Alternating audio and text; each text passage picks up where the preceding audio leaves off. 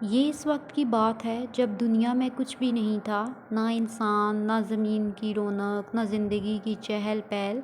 اللہ تعالیٰ نے اپنی قدرت سے سب سے پہلے حضرت آدم کو پیدا فرمایا، انہیں مٹی سے بنایا گیا اور پھر ان میں روح پھونکی گئی۔ حضرت آدم کو اللہ نے علم بھی سکھایا، ایسا علم جو فرشتوں کو بھی نہیں دیا گیا۔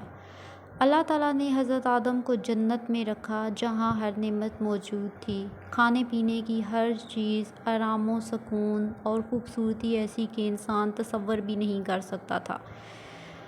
حضرت آدم علیہ السلام سے پہلے یہ جو دنیا ہے وہ بالکل بے رونق تھی، نہ پھل تھے، نہ فروٹس تھے، نہ زمین کی رونق تھی، نہ زندگی کی چہل پہل تھی۔ دنیا بالکل بنجر اور ویران تھی۔ پھر اللہ تعالیٰ نے حضرت آدم کو پیدا فرمایا اور پھر زندگی کی تمام چیزیں جو ہیں، تمام نعمتیں جو ہیں وہ آسمان سے زمین پہ اللہ تعالیٰ نے بھیج دیں۔ اللہ تعالیٰ نے حضرت آدم کو جنت میں رکھا جہاں ہر نعمت موجود تھی، جہاں نہریں بہتی تھیں، ہر قسم کی نعمت جو ہے وہ موجود تھی، کھانے پینے کی ہر چیز، آرام و سکون اور خوبصورتی ایسی کہ انسان تصور بھی نہیں کر سکتا تھا۔ پھر اللہ تعالیٰ نے حضرت حوا کو حضرت آدم کی زندگی میں شامل کیا تاکہ وہ دونوں زندگی جو ہے وہ اچھے سے گزار سکیں، ان کا ایک جوڑا بن سکے۔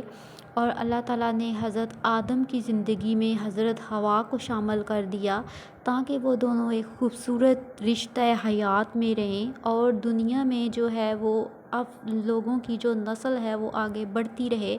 سو اللہ تعالیٰ نے ان کو رشتہ ازدواج میں منسلک کر دیا۔ اللہ تعالیٰ نے حضرت آدم علیہ السلام کو مٹی کے ساتھ بنایا۔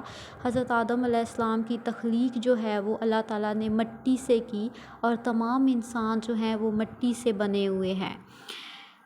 اللہ تعالیٰ نے حضرت حوا اور حضرت آدم کو ایک درخت سے منع فرمایا تھا کہ اس کے قریب نہ جانا، لیکن شیطان نے وسوسہ ڈالا اور انہیں بہکایا۔ انسان ہونے کے ناطے ان سے بھول ہوئی اور وہ اس درخت کے قریب چلے گئے۔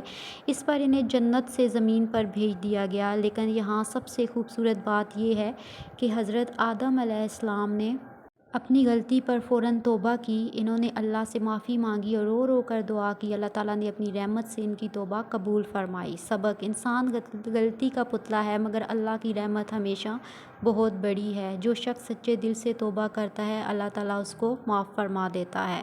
سو ڈیئر فرینڈس، میرے چینل کو سبسکرائب کیجئے تاکہ ایسی موٹیویشنل اسلامک ویڈیوز جو ہیں وہ آپ لوگوں کو ملتی رہیں۔ سو ڈیئر فرینڈس، آپ لوگوں نے ویڈیو کو لائک کرنا ہے، کمنٹ دینا ہے۔ سو ملتے ہیں نیکسٹ ویڈیو میں۔